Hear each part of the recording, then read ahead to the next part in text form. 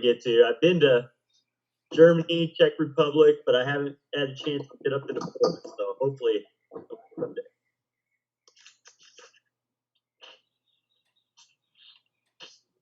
Tom, is it still raining at your house? Oh, it's dumping. It is just dumping. I think it moved past here. I was able to clear out all the waterways and no flooding, so that's no good. flooding at your house? No. Well, the arroyo behind us is about 2.5 feet of water rolling through it.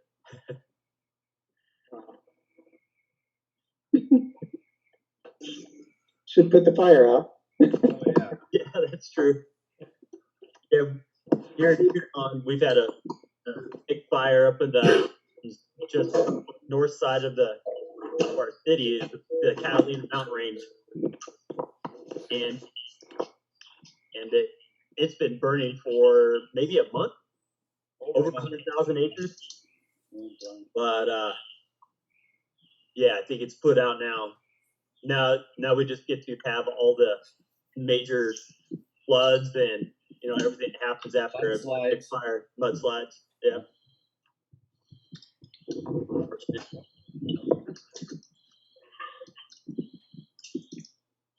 Hello. Hey. Hey, Neil, how are you? I'm doing good. I'm in Minnesota. Minnesota. Yeah. Sweet. Any good birds this morning?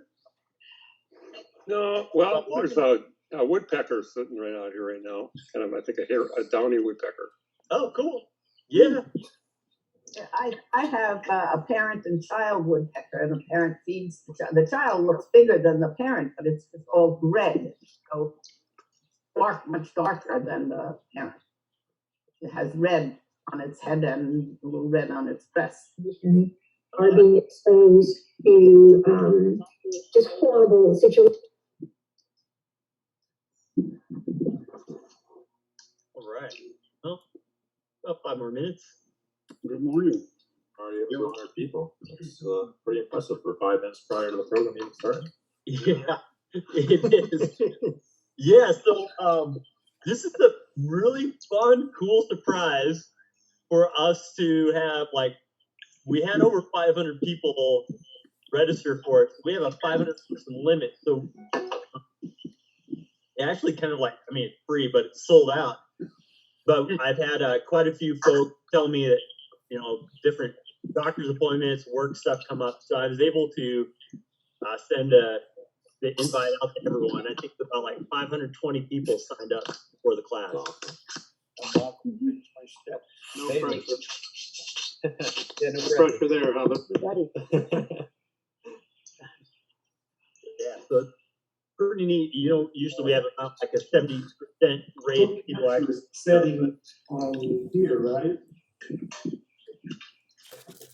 Did I missee, or were you surprised when I said the baby is dark gray of a woodpecker, red-breasted woodpecker?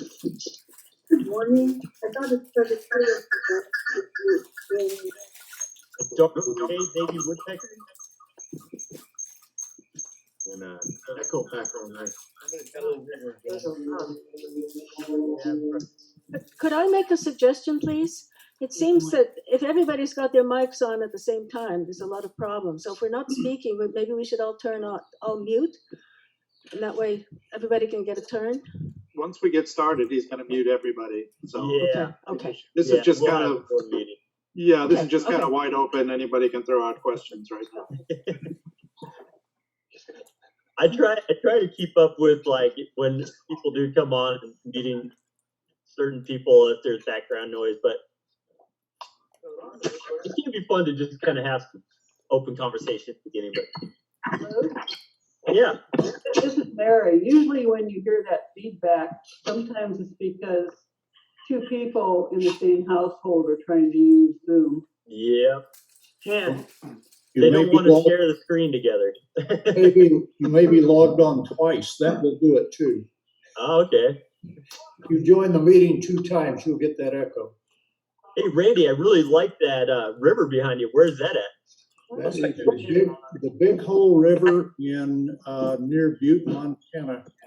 It looks like a Montana river. Yeah, it is. Oh, that's great. I thought it looked like the Deschutes River. Go, Alicia. This one it's really a good one. I would beat him, but I can't.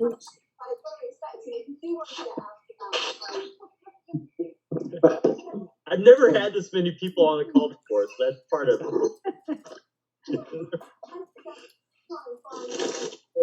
I wish I was in Montana, Randy.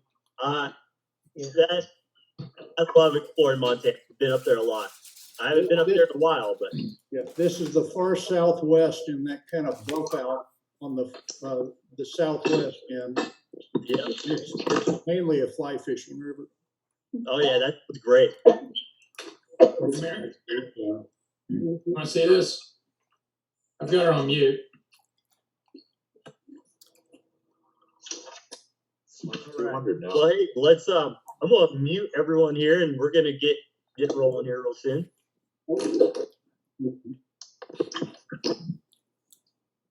And I'll unmute our co-hosts here. We want to be able to hear them. All right. A very short presentation without. Yeah, we want to hear you, Steve. All right. Well, hey, welcome everyone. I'm sure we're going to have other folks joining us here as we get started. But I want to just welcome everyone, introduce myself, and introduce our partners and presenter today. My name is Luke Sappert, and I work for Tucson Audubon Society. I have a few different roles with Tucson Audubon. I manage our volunteer program, and manage our engagement stuff like what we're doing right now with the Zoom and the virtual engagements. And then the other thing I do is I manage our Southeast Arizona Birding Festival. And that's where I met Steve Ball a few years ago. He's been involved with our festival for quite a few years, and how we started partnering with Olympus and also with Hunt's Photo. So happy to have Eric from Olympus here, and also Noah Buchanan from Hunt's Photo. And it's great. I met Noah just a few years ago as well, too. I think at the San Diego Bird Festival, I think, or maybe I met Gary there. But really great to have partners like Hunt's and Olympus. And you may hear the thunder in the background. I got a big thunderstorm coming through. But happy to have Steve present with us today about how to get all of us some better bird photos. And before I hand off the microphone over to Steve, I just want to bring up a few different things. So we're all on mute, but we do want to be able to have some interaction with everyone. It's a little bit hard over Zoom, but the best way to do that is to use the chat function. And so if you're not used to using the chat function before, you can see that people are already putting in some different responses there, sharing where they're from. It's great to see people from all over the world. But the chat function is, if you go over your screen, and you'll see a little icon that's like a thought bubble, and below that is the word chat. And so you click on that, and it'll bring up the Zoom group chat box, and you type your message in, and then you just press enter, and it goes out to everyone. So use that for any questions or thoughts that you might have during Steve's presentation. I know a few of us will be monitoring the chat box and writing down your questions, prepared to ask those to Steve at appropriate times. So we'll try to do that throughout the presentation or at the end. And we may have an opportunity for you to verbally ask your questions too. And so to make that happen at appropriate times, again, you can raise your hand. Now, don't raise your hand physically. I won't be able to see you. We got over 10 different screens here, people, that I have to click through to see you. So what you want to do is, next to that little chat icon, there is a icon of like two different people. It says participants, and you click on that, and below there it'll have three different options. One is to invite, one is unmute me, and the other is raise hand. And so you can just click on raise hand. It'll bring a little blue hand up, and that'll alert me and the other hosts that someone has a question. And so at appropriate time, we'll unmute you and have you ask your question. So that's a possibility too. But I would say use the chat function liberally. Use that as much as you can and want. I'll also be recording this session. So after the class, once the recording is all processed, I'll send it out later this afternoon to you all and to other people who weren't able to make it to the live call. So be looking for that. It'll come with a link and also a password for that. So Steve, let's hand it over to you, and then we can get going here. All right, that sounds good. Really appreciate it. My goal, hopefully, get everybody to get a little bit more inspired to get out, take some bird pictures, and hopefully get some better results than what you're used to. So let me go ahead and share my screen. This is always that awkward time where fumble around a little bit while we're trying to do this, but here we go. As Luke was saying, I also too would like to just shout outs, if you will.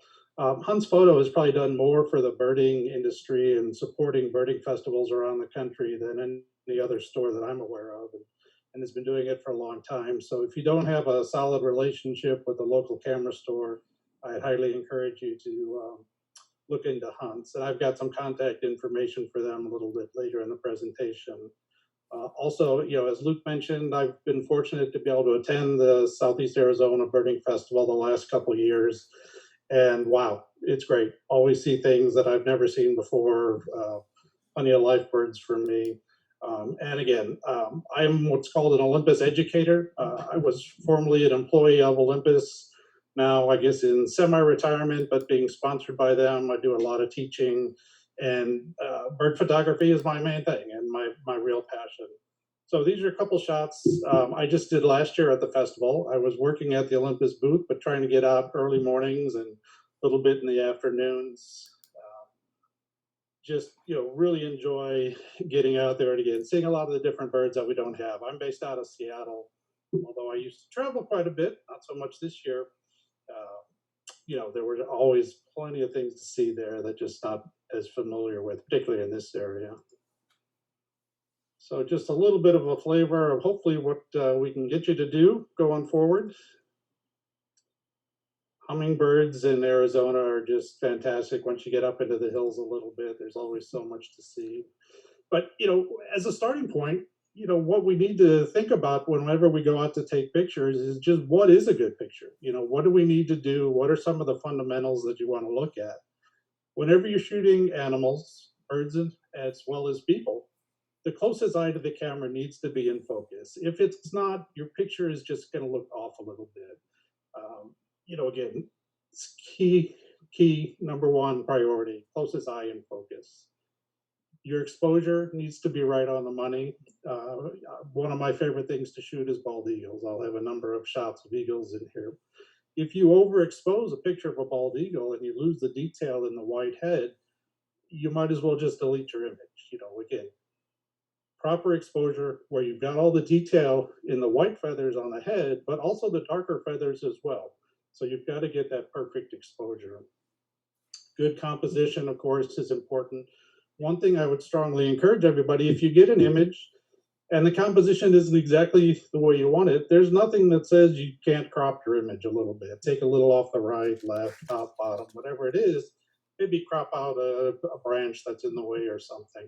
Nothing wrong with doing that at all. It's the final image that really counts. And when you're shooting birds, it's also very important to look beyond the bird and look at the entire image. You want to get as clean a background as possible. Just nothing that's going to detract from the image of the bird itself. Part of all this, of course, is getting your camera to do what you want it to do. Very important, if you're familiar with the term, the exposure triangle, it's really the key to photography. The combination of your shutter speed, lens opening or aperture, and the ISO or the sensitivity of your sensor to light are the keys to get you a proper exposure. If you change one element of that exposure triangle, it has an effect on the other elements as well. in order to get your camera to respond as quickly as possible, in my world, setting at least 2 of those manually and maybe letting the camera do the third is going to allow your camera to operate faster. Also, in order to let the camera know what you wanted to focus on, because again, if you just point your camera out into a field where there's a bird maybe off to the left or something, it doesn't necessarily know exactly where you want the camera to focus. So if you have the ability to alter the number of points that your camera is looking at to focus, it's a good reason to do so. And again, we'll get into a little more detail as we go on a little bit. If your camera has different presets or custom modes, it's a good idea to learn how to use those and when you might want to use those in different situations. Also, with most of the digital cameras, you have an electronic shutter or a mechanical shutter. Mechanical shutter is what we're familiar with, that cameras have had all along. You press the shutter button, you hear that click noise. But they also now have electronic shutters in most of the cameras as well, where the camera can be completely silent. And this is primarily in the mirrorless cameras, where it's completely silent. So if you're working out of a photo blind, you're working with real skittish subjects, you can have your camera go completely silent, so it's not going to affect the bird in any way. But there's some disadvantages as well, and we'll get into those a little bit as we go on a little bit too. Just real quickly, primary difference between a digital SLR and a mirrorless camera is when you're looking through a digital SLR, it's the standard camera design where you've got a mirror and it bounces the light up into a pentaprism and then out the viewfinder. So you are seeing exactly what the camera is looking at, but you don't know how the camera is recording the image. On a mirrorless camera, you're actually looking at what the sensor is seeing and how it's recording it. So there's really a fundamental difference. So when I talk about getting the exposure right, on a digital SLR, the common way of doing things is you shoot everything in RAW. You're taking what the camera is giving you as far as exposure, and then you're having to make adjustments after the fact, whether it's through Photoshop or some other editing program. With the mirrorless camera, you can cut a little bit of that process out. Because you're seeing the exposure before you actually take the image, you're able to get your exposures much more accurate, particularly in difficult lighting situations. If you're in a nice, evenly lit area, a digital SLR is going to be great. But the mirrorless cameras, particularly in the tricky lighting situations, because you're seeing your exposure, you can dial it in, whether it's through exposure compensation or how you do it, much more accurately before you take the picture. Just kind of quickly to go over some of the settings that I use, and I'm not saying this is the way everyone has to do it. This is what works great for me. I tend to shoot everything in aperture priority, almost always with my lens wide open. In my case, I use the Olympus EM1X, the 300 millimeter lens, and a 1.4 teleconverter. It's kind of my go-to setup all the time. That's if I just go out with one lens, want to travel light, that's all I take with me. That gives me a full frame equivalent of an 840 millimeter lens at f5.6. So I'll shoot that wide open just about all the time, manually set my ISO based on the lighting conditions. Now the camera then was going to pick the correct shutter speed. But I set my ISO based on the lighting conditions. So if it's an overcast day, I'm going to set my ISO so that I know I'm going to get a shutter speed somewhere in that thousandth of a second range or faster. Now, at some point, I'm not too concerned with how fast my shutter is, as long as I know I've got it above a certain point. And so that's how I base where I'm going to set the ISO. On a sunny day, if I'm shooting smaller birds that are faster moving, I may set my ISO to 400 or 800. Yes, maybe I get a little bit cleaner image at an ISO 200, but my goal is to make sure that I keep my shutter speed up, so I'll keep my ISO up a little bit higher. Continuous autofocus. So, as my subject is moving within the frame, the focus is going to stay with it. I use what's called continuous low with the mechanical shutter. I like to hear that shutter when it goes off. And the continuous low on the Olympus cameras is still giving me about 12 frames per second, which is most of the time going to be more than fast enough. There's some AF sensitivity settings. Now, again, some of these may be particular just to Olympus, but there may be a version of it on say a Canon, Sony, Nikon, whatever it might be, but the terminology may be a little bit different. But the AF sensitivity gives you the ability to tell the camera how, for lack of a better term, sticky you want the focus to be. If I lock focus on the head of a bird, if something comes between me and that bird, is the focus going to try to jump on that new subject, or is it going to try to stay on my original subject? And with my +1, it kind of gives it that little stickier feel, so it's not going to jump around quite as quickly. It's going to try to keep the focus locked on the center. Center AF start, again, don't know if all the cameras have it, but it really gives you a big advantage. I tend to go out, and you can kind of see in that black rectangle in the very center, there's a box full of dots, and then 9 highlighted white boxes in the center. Those are the focusing points that I choose to start with in the beginning. But I'm telling the camera, of those 9 boxes, I want you to look at the very center one first before you start looking around at the other areas within those 9 squares. So, my goal is always to try to get the center focus point right on my subject where I want my focus to be. But because birds do move around quite a bit, I'll have 9 points activated just so I can catch if, the heads turn a little bit or something, they're not going to completely jump off them onto the background. Hopefully it's going to stay right on the bird. As a color palette, again, you have the ability with most of the cameras, you can bump up your color saturation or decrease it a little bit. I just leave it on the natural setting. Try to keep the colors as accurate as possible. White balance, if it's a perfectly sunny day and not a cloud in the sky, which on rare occasions we do get in Seattle this time of year, I'll go ahead and put it on sunny, but if it's, clouds mixed, if you're going through the woods where you're in the sun and the shade, the auto white balance is so accurate on most of these cameras that it's fine just to leave it in the auto setting.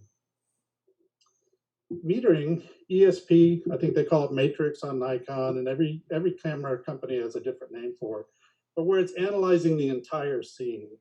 Now again, because I'm seeing what the camera is doing, exposure compensation becomes my best friend.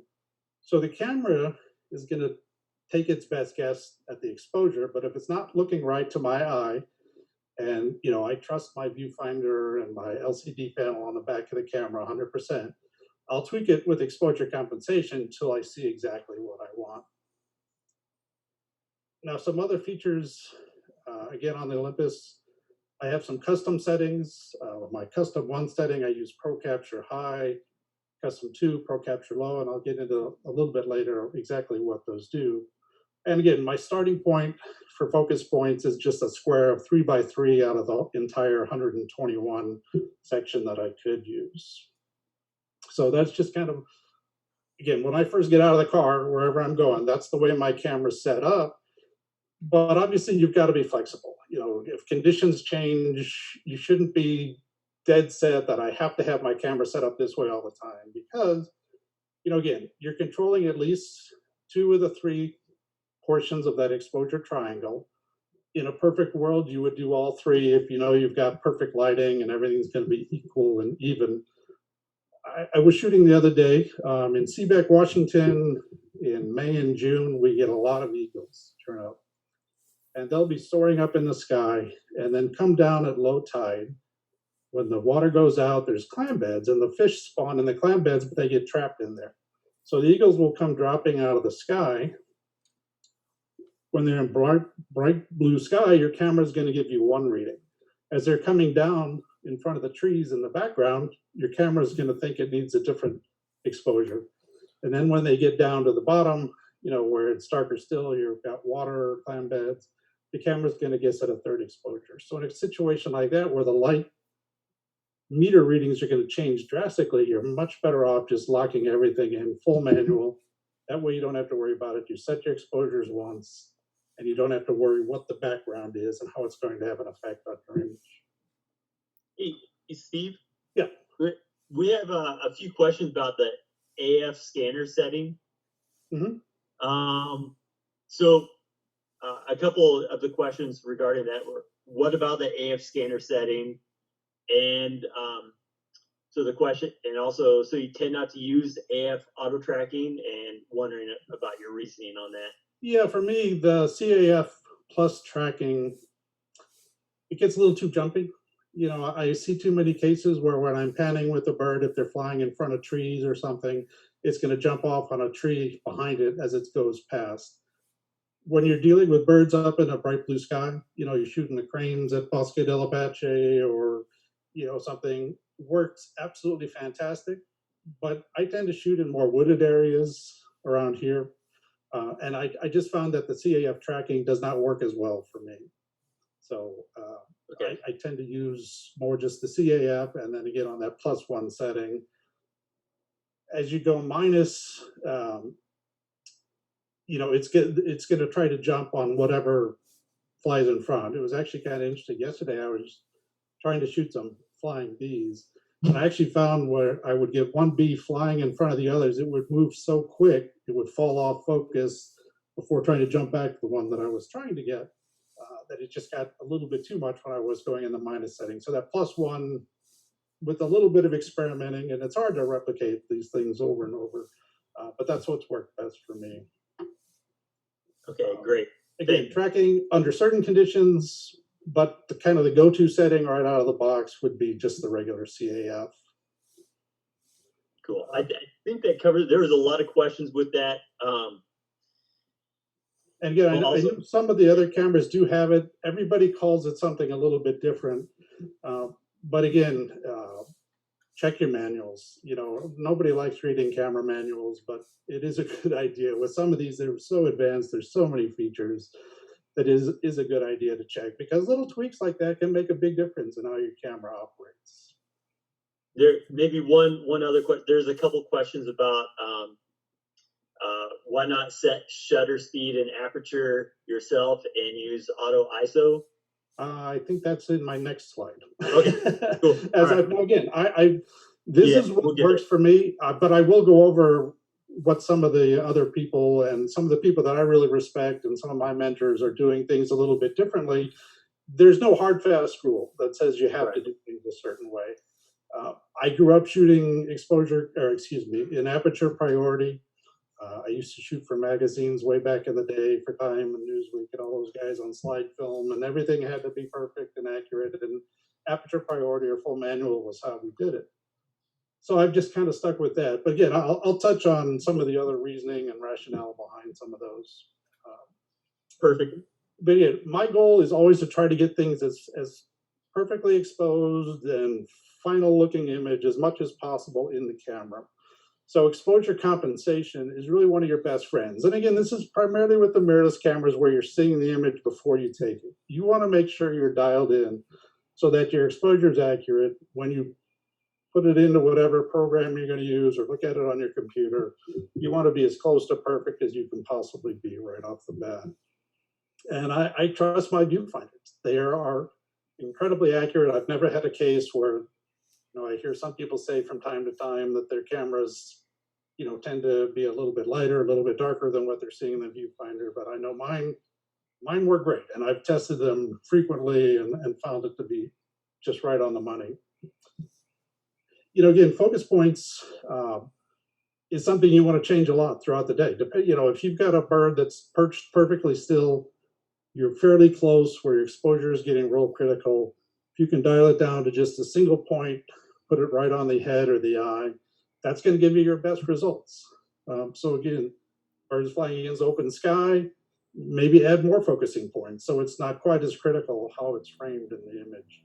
So again, something that you're going to probably be changing throughout the day. But again, closest eye needs to be in focus. It's just not going to look right if it's not. If you can scale your focusing points down, it just gives the camera fewer things to look at. Fewer options mean it's going to work faster. So it's going to be looking within that block of focus points you have, and it's going to be able to lock on to your subject much quicker. Now that makes your job more difficult because you've got to keep that block of focus points over your subject. And that's where, you know, panning technique and some other things really come into play as you go. We talked a little bit about the CAF versus CAF tracking, but there's also the, you know, single autofocus where you press your shutter button down halfway your focus locks at a certain distance, and then it stays there, whether your subject's moving or not.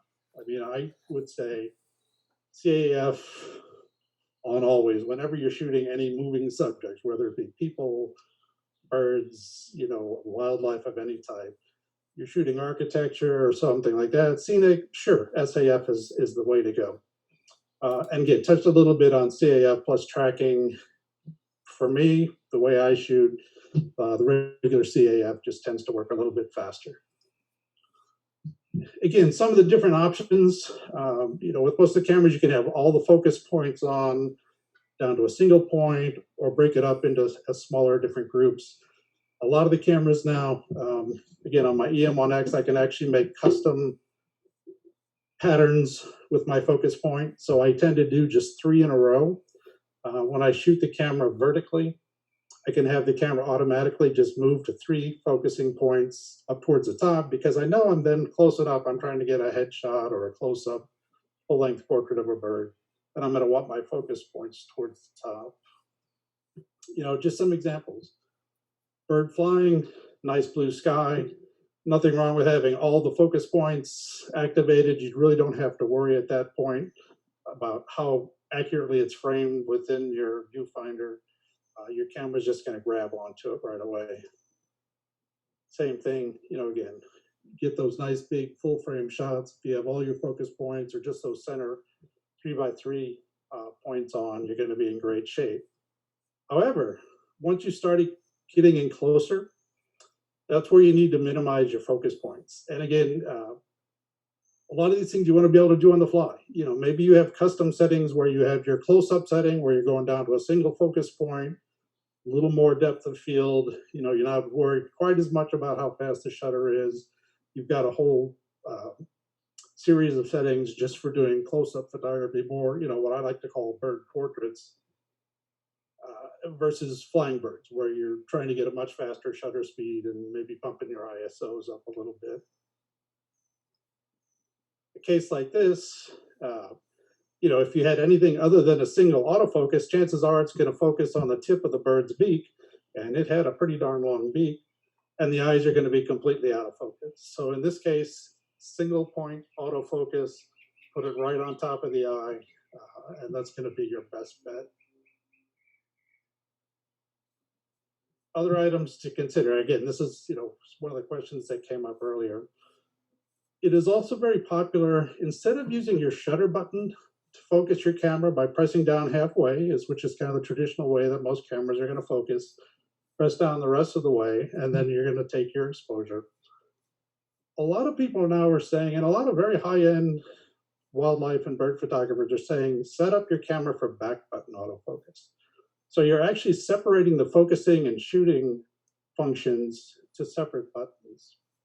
With back button autofocus, again, as long as you're holding that back button down, your camera will be focusing. The second you let go, it's going to stop. And then, you can have it held down and shoot at the same time with your traditional shutter finger.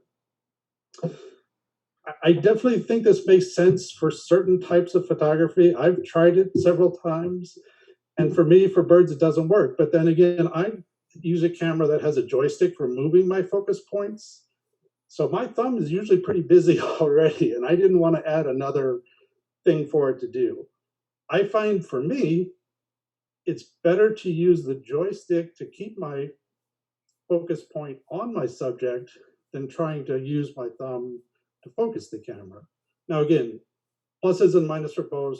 A lot of very high-end photographers, some of the most popular bird photographers in the world, do use back button autofocus. So it's something that you want to consider. You maybe want to experiment with a little bit if your camera has the capability. I just found it wasn't for me, but I just want you to be aware of it. The other one that came up a little while ago is, again, controlling 2 of the 3 portions of the exposure triangle. I use aperture priority and manually set my ISO. Another very popular way of doing things is by manually setting your shutter speed and manually setting your aperture and let the camera pick the ISO. That works great also. I mean, there's nothing wrong with doing that. As long as you're realistic about where you're setting your shutter speed and aperture. If you're out on an overcast day, you set your shutter speed to, 2,000th of a second, your lens to f8 or, f11, and you expect your ISO to be lower. It's not. It's probably going to start bumping up too high. If you realistically, shoot at 5.6 and, maybe 1,000th or 2,000th of a second shutter speed, absolutely nothing wrong with doing this at all. And, again, just try to get a realistic estimate of where your settings should be and let your camera handle that third part of the exposure triangle. Excuse me. Something else that, some people are strong proponents of and others are very strongly against, and that's using a flash when you're shooting birds. Now, obviously, that's if you're in a lot closer, you're working within a 20, 30 foot range, somewhere in there. It's something that I was dead set against up until I started being home every day of the week starting in March.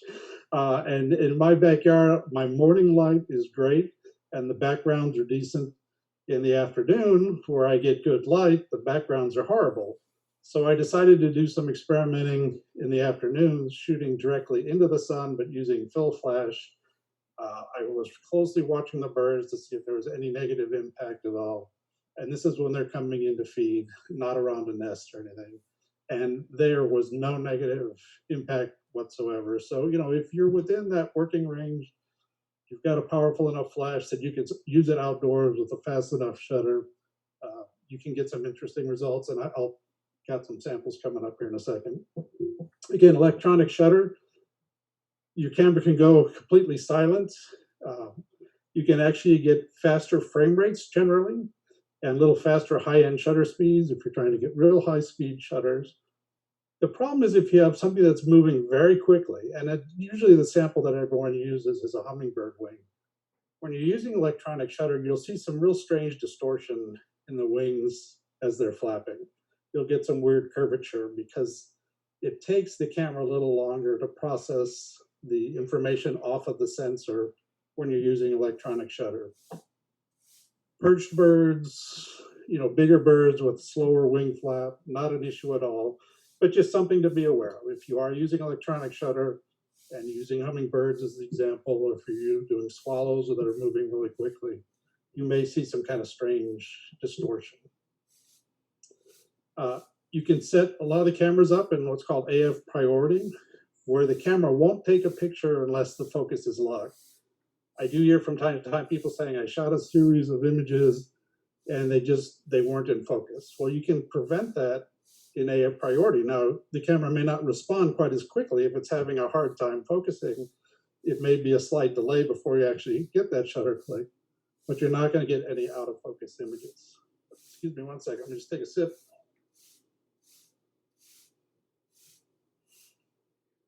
And the other thing when you're looking at cameras, and again, birds are going to be the primarily used for it, a camera with a joystick that gives you the ability to move your focus points quickly is something that I think should be very important to consider. Generally only found in some of the higher end cameras. So as we're getting into picture, do longer lenses with more telephoto help when you're shooting birds? And absolutely it does. Generally, the longer the lens, the easier it is to shoot birds. Not necessarily technically, because the longer the lens, again, when you have higher magnification, it can be a little harder to find the bird initially. You've got to hold your camera a little steadier. But yes, it definitely makes a big difference. And a lot of it has to do with just the angle of view that you're taking in.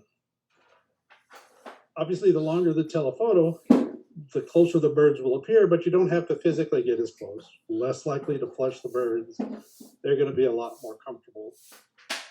But the secondary, and almost as important, I think, is the longer the lens, the more it's going to eliminate a lot of the background clutter around the bird. You're focusing more on your actual subject, and you're eliminating a lot of that clutter. And I've got some samples in just a second. It makes it a little bit easier to throw your background out of focus. Again, also, which just helps make your subject stand out a little bit more so. And if you're shooting things that are above your head, a bird up in a tree, by being back farther, you're not shooting as quite as steep of an angle. And I think yeah, a little bit of an example. A lot of times if a bird's in a tree, you can physically walk right under the tree. You can shoot straight up at it if you want. But by having that longer lens, being a little farther back, you're not getting quite that up the nostril shot or up the beak shot, if you will. It just gives you a much more pleasing angle or perspective on the bird. So here's some examples. My very cooperative eagle that I have show up in my backyard from time to time, just showing you that even if you can physically get closer and fill the bird in with your frame, you can see you're getting a lot more background clutter and detail with the shorter focal length lenses. Now the 428-40 on micro four thirds, you double the focal length to get, kind of the equivalent. So it's literally a 420 millimeter lens, which if it was on a full frame Nikon, Canon, Sony would be equal to an 840. So again, I'm cutting out a lot of the background, focusing more just on the bird. It just gives you a much cleaner looking image generally when you can shoot with a longer focal length. So the reason for saying all that, if you're using one of the, say, 150 to 600 millimeter lenses, which are very popular, you may have the ability to get very close to the birds and shoot it at a wider angle, maybe closer to the 150 portion.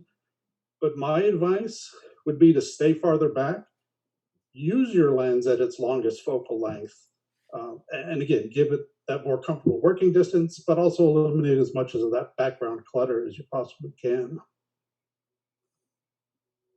Depth of field too. When you're shooting your lenses more towards the wide open setting, just try to blur out that background. Keep it from being a distraction. I'm guessing, you want the bird to be your main focus of the image, and by blurring out the background as much as possible, it gives you the ability to do so. Sorry about that. The rule of thirds. If you've been around photography long, hopefully you've heard this at some time or another. You kind of divide your frame up into thirds. Where those points meet are what they call the power centers of the image. And instead of putting your subject dead center, you want it to be covering more of those intersecting points. It just gives your image a lot better balance, actually. And, just kind of going over some examples. Here, this was the first shot I took when I saw this barn swallow at one of the national wildlife refuges. I took that picture and immediately started shaking my head. It's not a good picture. Move it off to the side a little bit, be patient. Hopefully the bird looks back in the right direction, and it just gives a much better balance, much better composition. You don't, and again, I'll say this is one of the rules. Rules can be broken. There may be times, if something's looking at you dead center, yes, maybe you want to frame it perfectly centered, but by knowing the rules, it gives you a little bit better tools when you're out shooting to find what the best composition is going to be for you. Again, first shot, saw it dead center. Herons are always great to practice with. They stand still for seems like an eternity most of the time, so you can try some different things. But having a dead center, you've got all that dead space behind it, which doesn't add anything to the frame. In this case, slide it over to the right a little bit. It gives you the ability to see, the birds looking off in this direction. That's where you want your open space in the image to be. Again, herons are easy. Give them room to look within the frame. Leave that little open border, in this case on the right side of the image. Just gives a better balance, makes the image much more natural. If it was beak was pressed up against the side, it's just not going to look quite right. Again, if they're looking off in one direction, that's where you want your open space to be.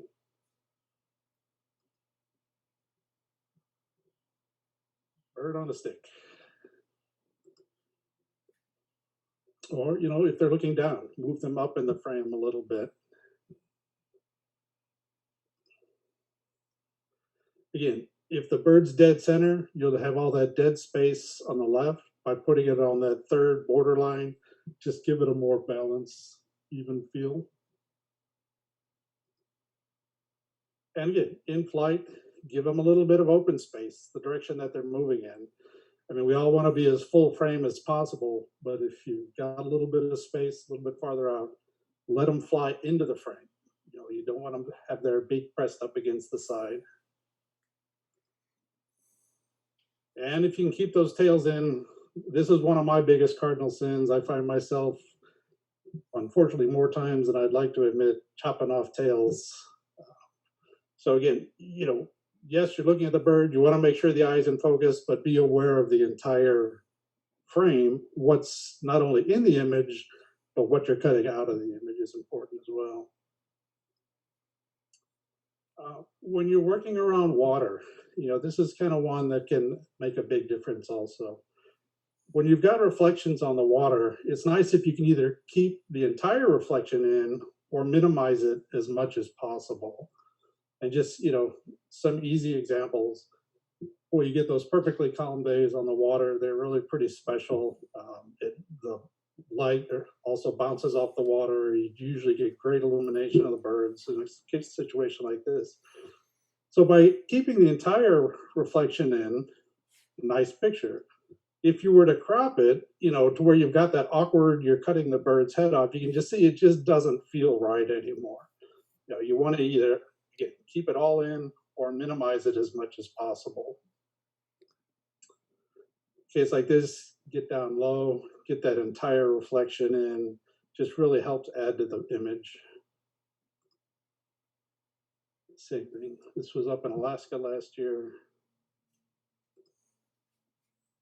The reflection can be a big part of the image, where it helps, number one, balance it. You know, you're not super close to the bird, but it gives it a much more balanced, much more appealing look to the image. And it can be really some of the strongest parts of the image. I mean, this is what I love. I wish that little fish in its beak was just a little bigger so you could see it better. But I really like the way this one balances itself.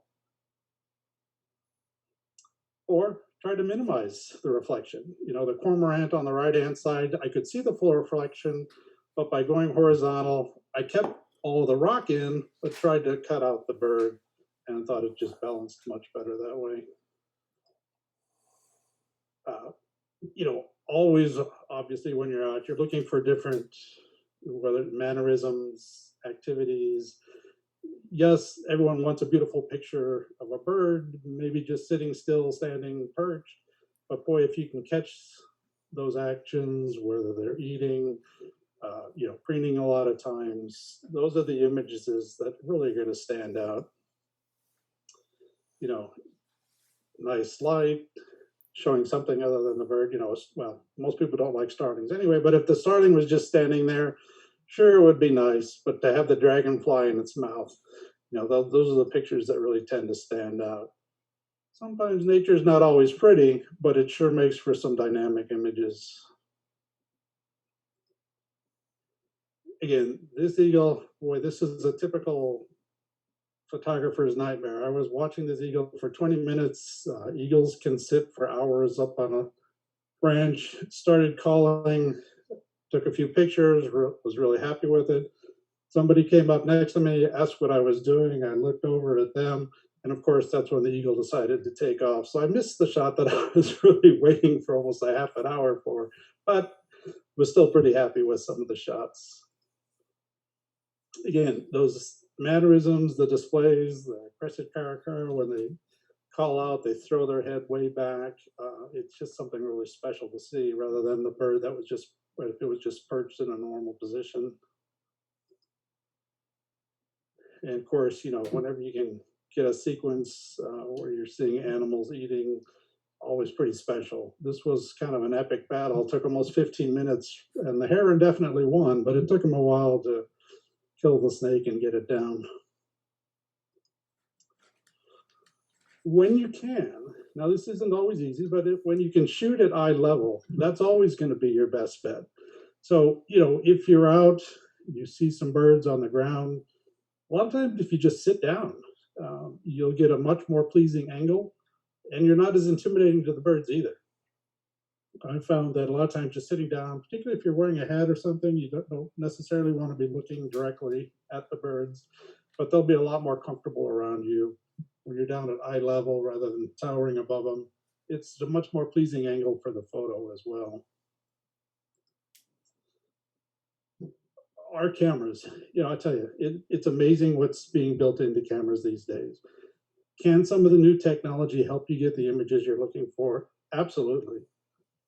The one that I'm most excited about, and I use quite a bit, is called Pro Capture mode, which gives you the ability, I'll get into a little more detail in the next slide, but Pro Capture is just some amazing technology. But there also, a number of the cameras also will do, I think Panasonic calls it 6K capture, where you're actually shooting video, but you can pull pretty high resolution stills directly from it. So you're trying to get, a launch sequence or something. Sometimes you're almost better off going to video and then trying to pull those still frames if your camera has the technology. Again, the camera is now more and more faster frame rates. When a bird is taking off of a branch, the shots that you really want are when those wings are outstretched in the up position or that first big downward flap. And by using faster frame rates, you're just able to get those at a much higher percentage when you can speed things up a little bit. I put subject identifying focus, which makes absolutely no sense now that I'm reading it. But the technology that's being built into it, and I believe Canon in their newest cameras specifically has this for birds. I believe Panasonic has it for birds also, and others have it just for, where it tries to detect the eye of any type of subject and will focus. But cameras now, some of them have the ability, when you point your camera at something, it'll recognize what it is. Now, Olympus was kind of the first to do this, and it was planes, trains, automobiles, motorcycles, where it'll detect, let's say, a motorcycle from just about any angle, lock the focus and look for the rider and try to lock focus on the head of the motorcycle rider. Pretty amazing stuff. Now, they've announced that for at least the EM1X, they'll have that for birds also a little bit later this year. Again, I believe it was, and Noah may be able to respond more accurately later on this one, but a couple of the companies now have the technology to recognize birds and then lock focus right on the bird. Touch screens, a lot of our cameras have touch screens. I know when I shoot hummingbirds, a lot of times I'll set up, focus where the flower is, but I'll have the touch screen on, sit perfectly still with just kind of my finger hovered above the touch screen. And as soon as the bird flies into the frame, just start tapping on the bird's head in the frame, and the camera will shift the focus a little bit if it needs to and shoot instantly. It just makes it that much easier and faster. And very little movement, so I'm not scaring the birds also. I guess I should have put this up first. Yes, makes a big difference. Pro Capture, again, this is right now, I believe, an Olympus exclusive, although I think in the video mode, there may be some other camera companies that are doing something similar. But by half pressing the shutter button, the camera is starting to put images into the buffer. If I take my finger off the shutter button, all those go away. I didn't put a single picture on the memory card. But if I fully depress the shutter after having it halfway down for a little while, I can keep up to 35 frames that were in the buffer. So what that means is instead of trying to predict when the bird is jumping off the branch, I can react to it, but I've already captured the picture. In Pro Capture High, it'll take up to 60 frames per second. In Pro Capture Low, 18 frames per second, but it'll maintain focus between frames. In Pro Capture High, it locks focus on the very first frame. Now, the way I do it, and hopefully we all know that birds will fly into the wind when they take off. So if I'm in a situation where a bird's on a branch and I think it's going to go, well, I know it's going to go into the wind, but if that wind is, say, blowing right to left, and it's not going to affect the focus that much, it's just going to go side to side more, where that's going to hold focus a little bit longer, I'll go to Pro Capture High, because again, I really want to catch just that first wing flap or two. If I think the bird's going to come at me or maybe fly at a bit of an angle, Pro Capture Low, which, again, will keep focusing between frames. So it makes it real easy to get this kind of picture. I didn't have to predict when it was jumping off that perch. I just sat, waited. When it took off, then I pressed the shutter button down the rest of the way, and I already had the image captured. Again, just makes it real easy. I'd like to think it's me, but it's really more, in this case, the camera technology that lets you grab shots like this remarkably consistently. A case like this, if you've ever seen, a tern fly in, and then swallows and a number of other types of birds do this also. The chicks will sit there, and of course they start crying like crazy when they see the parents coming.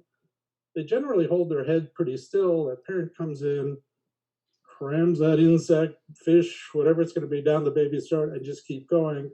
And the whole process lasts half a second or so, maybe. It's just super, super fast. This was one of those, I'd like to say it was a real exotic location, took a lot of work. I was actually leaning against my car in a parking lot up in Alaska, where there was a little marshy meadow that the terns were breeding in.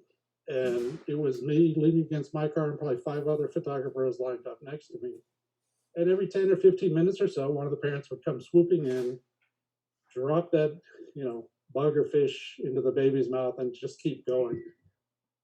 And generally, every time it happened, I would just pre-focus on the baby's head because I knew, it was going to hold still. Otherwise, it wasn't going to get its food.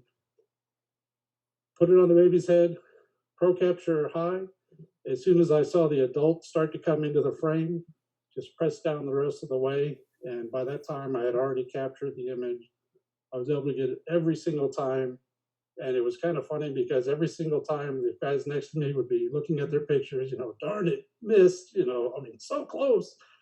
But very few people really kind of got that key shot where the food is just kind of dead center, right in the young one's mouth. Excuse me. And I was able to get it every single time. This is another one of those, when you look at your pictures, you want to look closely, and learn. What did you do right? What did you do wrong? Here's a case where nice backlit picture, beautiful bird, not a distracting background. But when I look at this, the one thing that jumped out to me is this is a bird with very long legs. And if those legs were visible, I probably cut them off. And that's something that to me is a big no-no. You don't want to cut off those limbs, even if you don't see them necessarily, because in your mind's eye, they're there. Particularly if you know your birds and you're a particular birder, this is the kind of thing that can drive you nuts when you see things like this. And I've been guilty more than 1 or 2 times. Here I was just so excited, super close to the spoonbill. It was feeding, I was taking pictures, and then when I looked at them afterwards, it's like, what was I thinking? Particularly I've got dead space above, and I raised the bird up in the frame. We all know that a spoonbill has a super long beak, and that would have been way out of the frame. That to me, it's just kind of, it's kind of a cool picture because it's a nice close-up of a spoonbill. Yeah, but no, not right. Again, long-legged bird, ibis. In a case like this, it was pretty much holding still. I had all that space above. I was more worried about my composition, keeping it over on that 3rd line. And then I realized that, this is, again, another long-legged bird. Cut the legs off, just not quite right. A case like this is probably a little more common where a bird, you have pretty good access to. You can't see the foot, but in this case, I know that the toes are all the way in, everything as it should be in a shot like that. So again, even if you can't see it, you want to make sure there's room, that it's all there. Here's a case again with touchscreen. I kind of pre-focused on the flowers on the right-hand side, not knowing if the bird would be in perfect focus. I didn't want to lock my focus there. So I just had the touchscreen. And as the bird would fly up, I would just tap on my screen on the bird's head. That way I'm sure the eye is going to be in perfect focus. It shoots as soon as it is focused. So by having had it in pre-focus on the flowers, it didn't have to, there was virtually no delay. It was just tap and shoot, tap and shoot. And again, with minimal movement, wasn't scaring the birds at all. with hummingbirds, with this group, I'm sure that a lot of hardcore birders out there, hummingbirds come around every 10, 15, maybe 20 minutes or so. So I find in the summers, we're daylight till almost 9 o'clock or so out here. I'll set up maybe 20 feet or so away. Birds will come through on the first pass feed, and we get quite a few hummingbirds. And then after, seeing them come through once, I'll move up a couple feet. They come through again, I move up a couple feet to where I can get where I'm, just super close. But again, keep a head on, try not to look directly at them. This is the only time really where I use a tripod, where I'll have it set up and I can just tap the screen. Yeah, it works out really well. Best light. Boy, as I look at this, my illustrations are pretty amateurish, but hopefully it gets the point. If you're pointing your shadow directly at the bird, that is your most even, best illumination that you can get. In a perfect world, the sun's at our back and the wind's coming from our back all the time, so the bird's perfectly illuminated and it's going to fly right towards us. The sun you can control a little bit, the wind we don't always have a lot of luck with that one.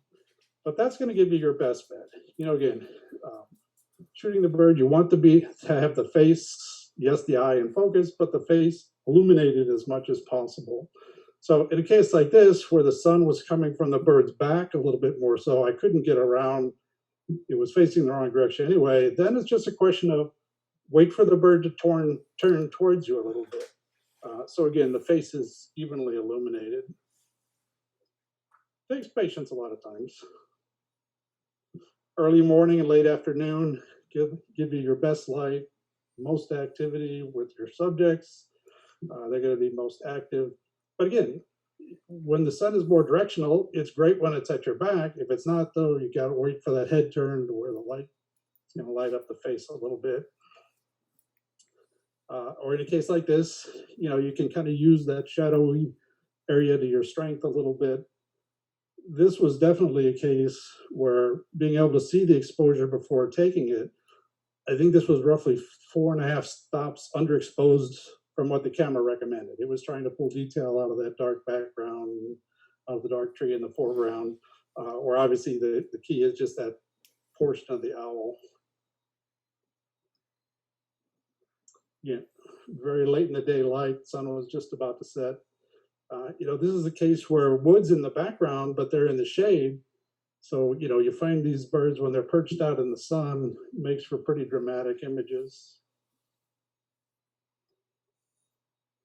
And this is, again, a little bit of I've only been doing this in the backyard, but this is a case where I did a series of shots. The bird just was not moving at all. It was watching me for a while. So you can see the difference with the flash and without. The sun, not at a perfect angle, but it was straight behind me, there'd be no need for flash. But because I was working later in the day and, shooting more into the sun, the flash, I think in this case, worked out pretty well. Here again, too, sun coming from directly behind the bird, just using fill flash. In a case like this, you generally want to manually set your exposure and just leave your flash on TTL. And that works out really well.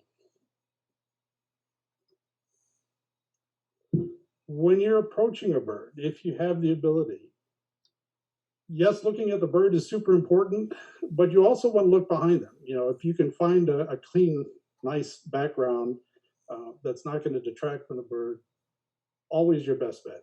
In this case, I was lucky. As I approached the bird, took a couple images, but realized that if I moved a couple feet to my left, I would get a nice clean, this was some water in the background that was just nice, even, even exposure, but over the whole area. Worked out really, really well. Same thing here, just, when I was to the right a little bit, there were several bushes. Moving to the left a little bit, just was a nice clean background. Same thing here. When I first saw this bird, there were a bunch of trees in the background. By moving around, in this case, I actually was behind the bird a little bit and then just waited for it to turn. And fortunately, it was on that perch for quite a while, so it worked out pretty well. Birds in flight. Let me just double check the time. Oops, all right, we're gonna go into high speed mode here. Birds in flight, it's not easy, it takes practice. Panning and keeping your birds within the frame can be challenging, and some of the smaller, faster moving birds, swallows and that sort of thing, tough. Shutter speeds need to be faster than when birds are perched. I would say absolute bare minimum of 1,000th of a second, but realistically more like 2,000th of a second or faster. If you're trying to freeze wings on a hummingbird, you either need to use flash to freeze it, or you're talking 4,000th or 8,000th of a second shutter speed. Your best results, let's just say a bird is going right to left. You want to pick it up as far out on the right as possible. But once it gets straight in front of you, as it starts to get past, you're pretty much done. Getting a picture of a bird's butt as it's flying past, not too exciting generally. So you definitely want to try to lock focus as early on as possible and shoot it to where it's even with you, and that's going to be your best bet. If you have a camera and you're just having nothing but trouble trying to lock focus on birds in flight, unfortunately, a lot of cameras just don't do it very well. What really separates the higher end cameras, or the more expensive cameras, from the less expensive models is the ability to lock focus on moving subjects and stay with it. Most of the less expensive models in all the different brands have a hard time locking focus on moving subjects. That's just the technology that gets built to them. The more processing power, et cetera, that's in the higher end cameras, that's the real big differentiator, not picture quality necessarily, but the ability to lock focus on moving subjects and stay with it is really the differentiator. Again, faster the shutter speed, the more you're going to freeze the wings. A little bit of blur, not necessarily a bad thing on the wingtips. Again, just kind of a horrible diagram. If they're going, in this case, left to right, where that blue triangle, that's where you want to get your shots. Once it goes past, it's gone past. Again, the face fully illuminated is what you're really looking for. In this case, I was very fortunate, as he was going by, looked in my direction. When the head was straight forward in the shadow area, it just didn't look quite as nice. Again, nice even illumination, give them a little bit of room to fly off into. Same here. Boy, falcons, this was one of the hardest shots I think I've ever gotten. They are just so fast, and this one was swooping down through this area. Fortunately, it came back a second time, and I was able to get some images. In birds of flight, if you can get the wings either down or up when they're coming at you, or level. If they're banked a little bit, straight out is great. In a case like this, the bird's starting to go past, so next frame was definitely a no-no. This one is cutting it pretty close. If the back wing is wingtips are in front of the wingtips that are closer to you, that's generally what you want. So again, this one's a touch late, but boy, the wood storks, when they first take off, that big, whoosh sound that they make when those wings flap is just incredible. From the side, again, if you can get the wings up or down, always going to be a much better shot. We had talked a little bit about some of these things beforehand.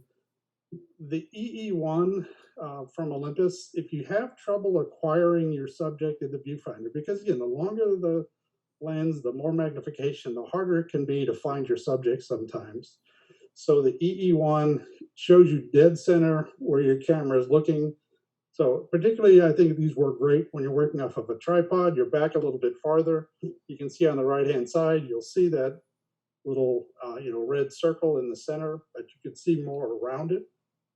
So you find it with that, and then you can quickly look down at your screen on the back of the camera, confirm that you've got it centered just the way you want, and much easier to track your subject that way. If you're using a tripod, if you're using anything other than a gimbal head, you're probably frustrated with it from time to time. A gimbal head just makes following anything that's moving so much easier. And the way they're balanced, you can let go. It's not going to the camera's not going to, rise or fall. It's going to stay right on your subject. Just makes it much, much easier. Something else just to be aware of, this is something that I've started working with a little bit lately. When you really want to get into the super telephoto stuff, you've got that eagle's nest that's a half a mile away, from the best vantage point. You can actually do it, by hooking your camera onto a spotting scope. Again, it's just something to be aware of. It's an alternative. It's a much slower, more deliberative process. Definitely not for stuff that's closer in. But you can mount your camera or even your phone to a spotting scope and really get some pretty exceptional results. So how do we improve our photos? Always look at your images at the end of the day and go back from time to time and look at even some of your favorite images with a real critical eye. Is that closest eye in focus? If it's in flight, is it coming towards you or, even with you before it's starting to fly away? Is that face evenly lit? Do I have a nice clean background? Was I able to fill the frame as much as possible? Was I able to get eye level? If I'm out shooting on the beach, shorebirds on the beach, did I sit down or lay down in the sand so I'm getting a much better, a much more flattering image of the bird? Am I showing some activity or some behavior? Are my exposures right on the money, or is my composition where I want it to be? Go back, look at your images, and there's a lot to think about when you're taking pictures. And hopefully, if you work on this enough, you get out often enough, it becomes instinctual. You're able to just much more quickly check that background real quick before you're taking a picture. As you're approaching a field where you think you're going to find birds, know where the sun's coming from and kind of approach from an angle that's going to give you your best results.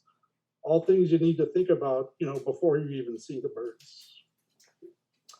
And every once in a while, if you don't get a shot like this, you're just not out there trying hard enough.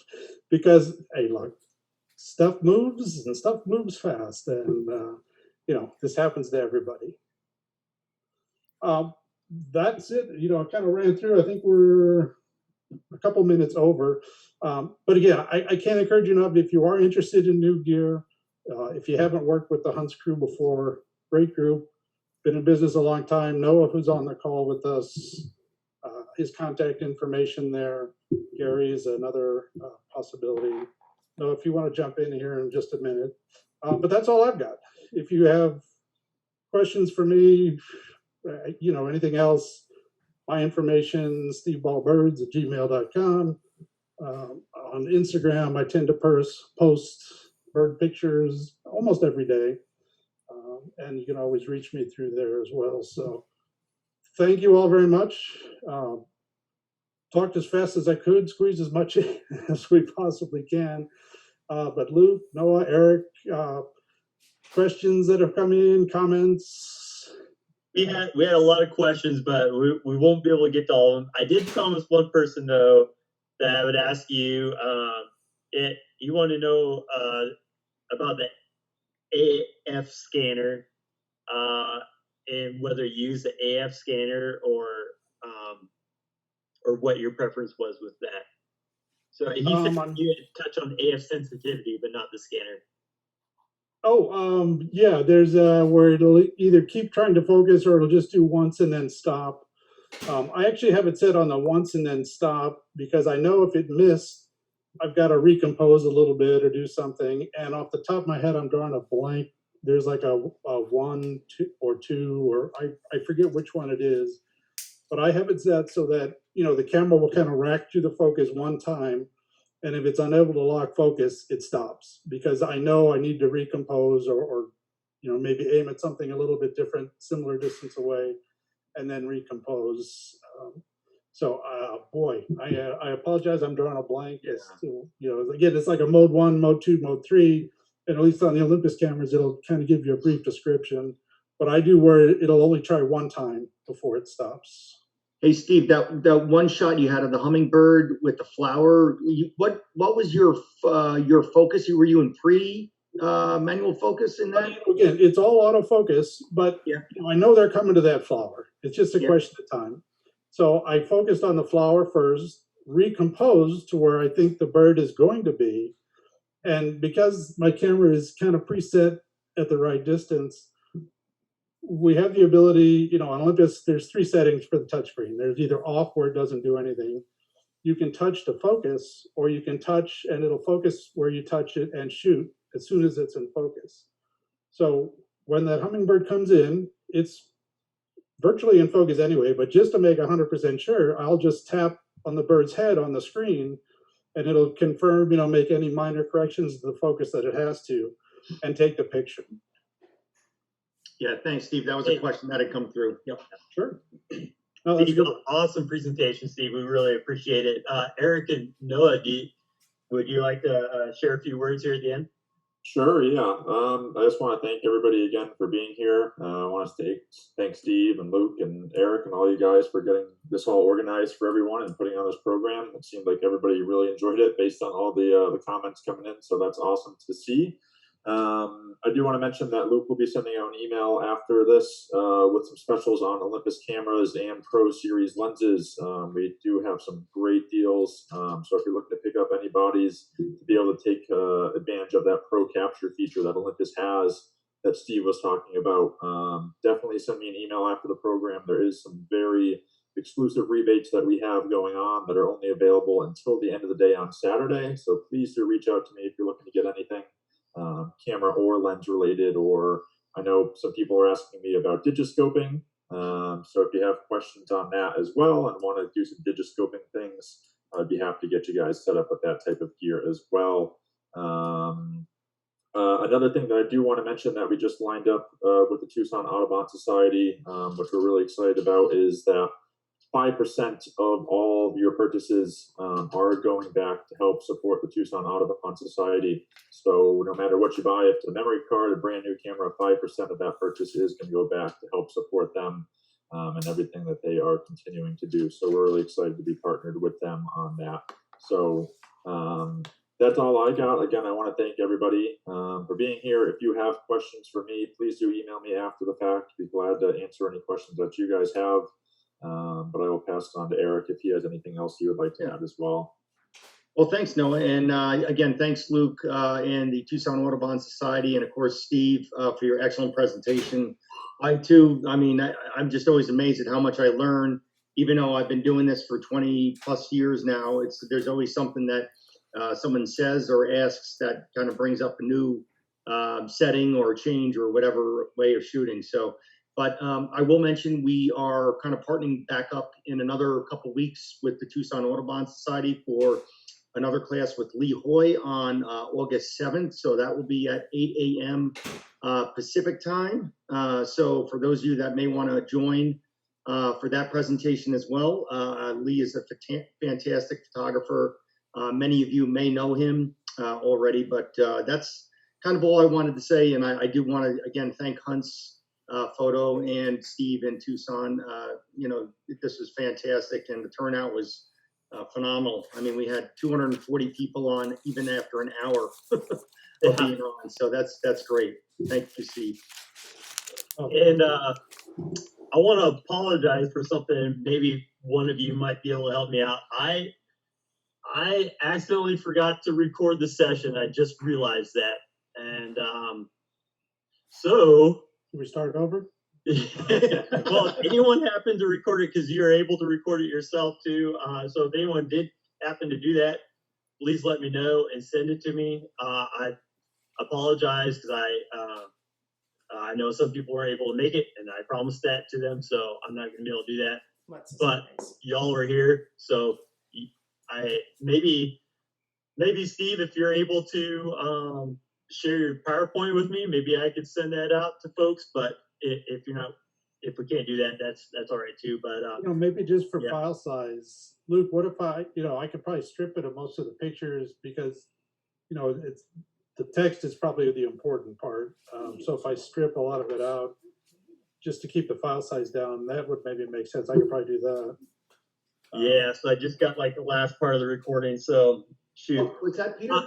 Well, well, you guys are all here, so thank you so much.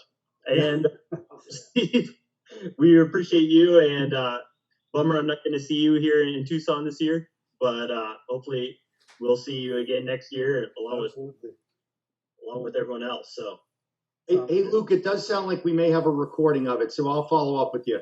okay. All right. Yeah, you saved my bacon there. So, all right.